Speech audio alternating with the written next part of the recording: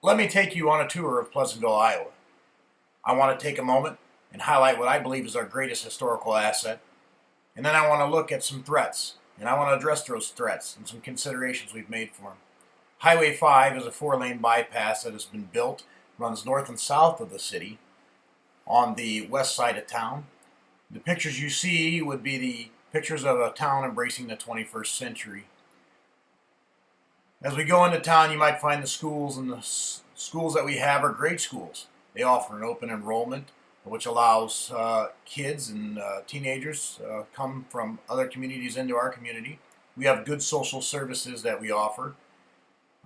Five-member council. We've got a police department. We've got a fire department that offers a paramedic service. We have an array of social services. Community center. We have a social center that offers meals and provides for our elderly. We've got a library that provides for reading for the kids.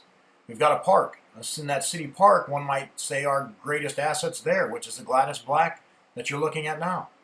The Gladys Black Butterfly House. Business 5 used to be the main thoroughfare through town before the four-lane. And the sites you see are the businesses that line Highway 5 now. As you're looking at Highway 5, the greatest concern, the greatest threat, or one of the greatest threats that I want to address exists along Highway 5. We're certainly grateful for all the businesses, and we're certainly grateful for what they add to our community. It was a time, and it kind of depicts a time in the 80s, 70s, 80s, where our town was thriving on that end.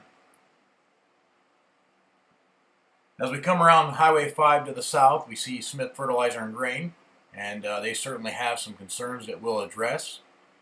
As we're coming back around down Highway 5 south, we got S&S Machine Shop. We've got the dairy shop across the street. Just down the street in DeWitt, we have a greenhouse.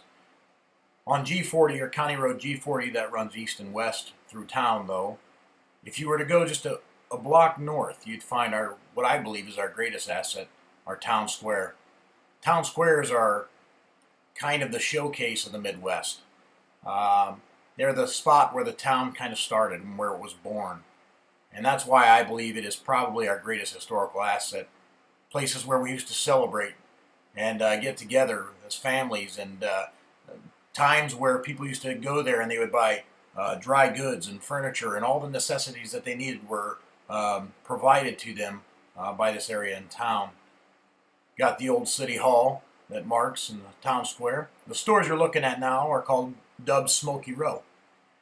They got the name Smoky Row because of several conflagrations in the 1920s and then in the 1980s that were able to be put out before the buildings were destroyed, and the buildings stand today with the architecture that existed and remind us of a time years back, some that we've never attended. Smoky Row is a coffee house, a nostalgic coffee house that hosts their headquarters here. They roast beans for their stores in Oskaloosa and Pella and in Des Moines, and they ship those out.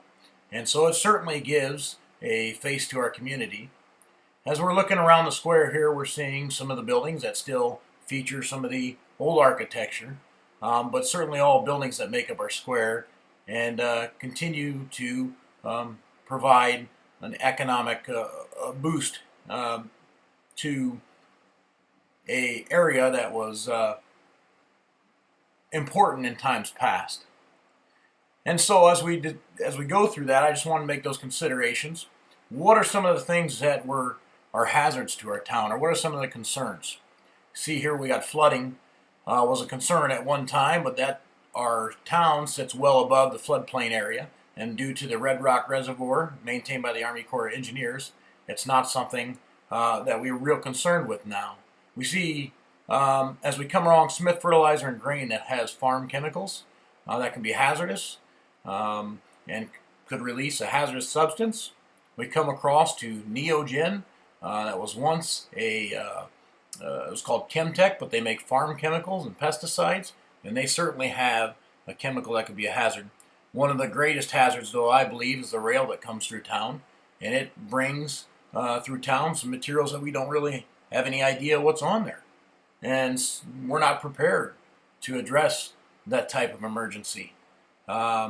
And so that's a concern to me. And the cars carry a large volume of liquid that, if they were to spill, could potentially run off into town or create a vapor cloud that might be of concern. When we look a little bit further, I got a picture of a tornado. And this tornado here struck last summer to the east of town and destroyed a lot of trees and area out in farmland. It had taken a couple houses out there. And that certainly could come upon us unexpected and could damage the structure, and it could damage the square significantly. And so those are definitely concerns that I have, and concerns that I think need to be addressed. I don't feel that they've been addressed adequately at this time. I believe that by working with emergency management and developing some hazard mitigation plans and some hazard preparedness plans, that I believe that we could potentially create a certain amount of protection to that asset. And so I appreciate you letting me take you on the tour, and hope you enjoyed it. And thank you.